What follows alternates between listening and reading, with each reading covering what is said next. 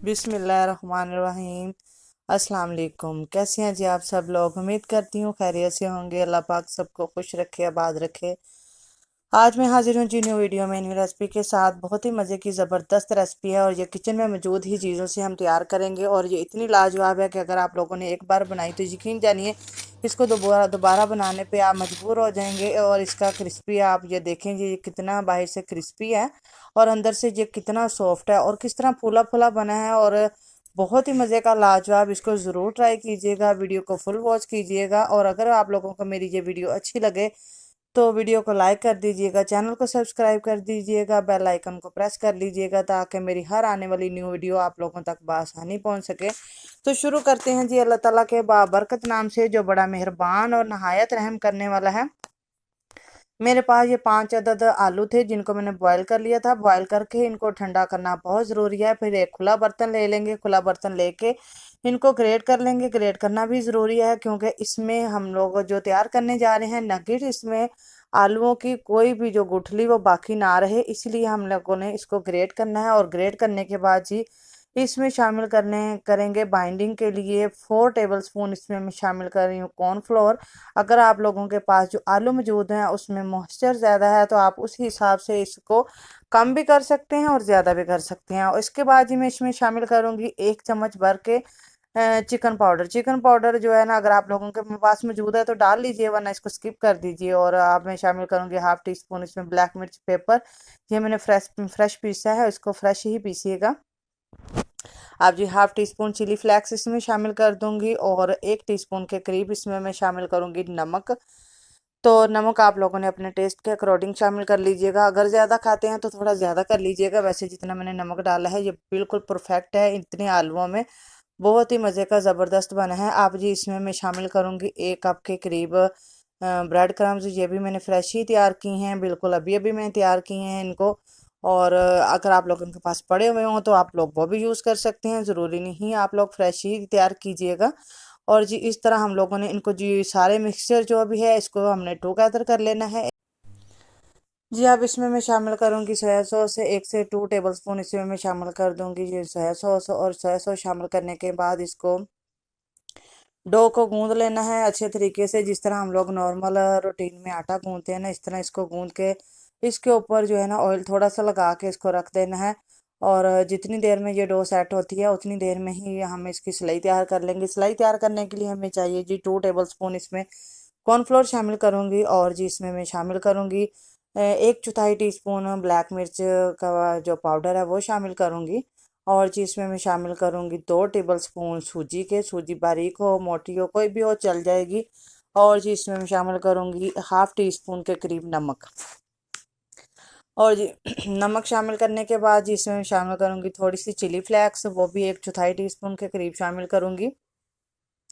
ये शामिल करने के बाद जी इसको मसाले को अच्छे तरीके से हम लोगों ने मिक्स कर लेना है। मिक्स करने के बाद इसमें पानी उतना शामिल करेंगे कि ये ज़्यादा जो है ना पतली भी ना हो और ठीक ना हो।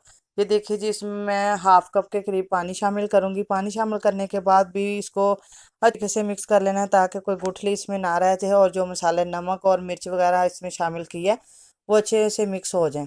ठीक है, इसको मिक्स करने के बाद इसको 10 मिनट के लिए स्टे देंगे ताकि सूजी जो है वो फूल जाए और थोड़ी सी नरम हो जाए। और आप देख सकते हैं कि इसकी मैंने जो कंसिस्टेंसी है वो मैंने कितनी रखी है। और ये ज़्यादा जो है ना पतली होगी तो तब भी ये उनको नगेट्स के साथ नहीं लगेगी, और अगर ज़्यादा थिक होगी तो फिर बहुत ज़्यादा उसके साथ चिपक जाएगी।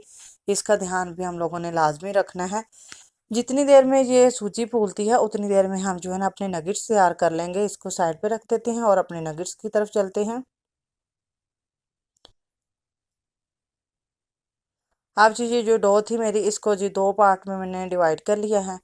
तो आप 3 पार्ट में भी इसको डिवाइड कर सकते हैं। मैंने इसको करके आप कोई भी शेप जो है इसकी तैयार कर सकते हैं। राउंड शेप बना लें, फ्लावर कोई तैयार कर लें या नगेट्स की शेप कर लें। मैंने कहा थोड़ी सी यूनिक बना ली जाए। मुझे ट्रायंगल अच्छे लगते थे तो मैं लगे थे, उनकी लुकिंग बहुत ही अच्छी लगी थी तो मैंने जी इनको ट्रायंगल में कटिंग कर लिया है, और कटिंग करना भी इतना आसान है, यकीन जाने कि आप देख सकते हैं। नीचे से थोड़ा सा इसको चिपटा करेंगे और ऊपर से समेट लेंगे। इस तरह डो हम लोगों ने सेट करके रख लेनी है। एक ही बार में ये तमाम के तमाम नगेट से जो है ना ट्रायंगल की शेप में बन के तैयार हो जाएंगे। इनको ज़्यादा आप लोगों ने मोटा कटिंग नहीं करना है। इनके स्लाइसेस जो है मोटा कटिंग करेंगे तो इसको जब सिलाई लगाएंगे, फिर ब्रेड क्रम्स लगाएंगे, तो ये और ज़्यादा थिक हो जाएंगे। तो इस वजह से हम लोगों ने मोटा नहीं करना, ना ज़्यादा बारीक करना है कि वो बिल्कुल ही टूट जाए, जब इनको सिलाई में डालें तो बिल्कुल ही टूट जाए। तो ये देखिए, जिस तरह मैं ये इनको कटिंग कर रही हूँ, इस तरह आप लोगों ने कटिंग करना है। अगर कटिंग करने के दौरान इनकी शेप ख़राब हो जाए, तो आप जो है ना इनकी शेप को हाथों की मदद के साथ दुरुस्त कर सकते हैं, इनको अच्छे तरीके से सेट कर सकते हैं। जी देख लीजिए जी, इस तरह जो है ना मैंने कर करके सारी कटिंग करके इनको रख दिया था। ये देखें जी, इनको मैंने कटिंग करके रख दिया है। अब जी क्या करेंगे जी कि सबसे पहले काम ये करेंगे, चूल्हे के ऊपर हम लोगों ने कढ़ाई रख लेनी है, फ्लेम को ऑन कर देना है। जितनी देर में हम लोग ब्रेड क्रम्स लगाते हैं तो ऑयल गर्म होता जाएगा। तो सिलाई की देखें जी, सिलाई भी हमारी बिल्कुल तैयार हो चुकी है, सूजी फूल चुकी है। इसको एक दफ़ा फिर से अच्छे मिक्स कर लेंगे ताकि सूजी इसके साथ मिक्स हो जाए। और जी इसको जी सिलाई में डाल के हम लोगों ने ब्रेड क्रम्स लगाते जाना है। ब्रेड क्रम्स की कोटिंग जो है ना वो अच्छे से करनी है। जितनी अच्छे से कोटिंग करेंगे उसके क्रिस्प उतना ही ज़्यादा अच्छा आएगा, और लुकिंग भी इसकी बहुत ही अच्छी आएगी। तो ये देखें जी, इनको जी इस तरह ब्रेड क्रम्स की कोटिंग करनी है। एक हाथ से हम लोग ये करें, आप फोक की मदद से भी कर सकते हैं।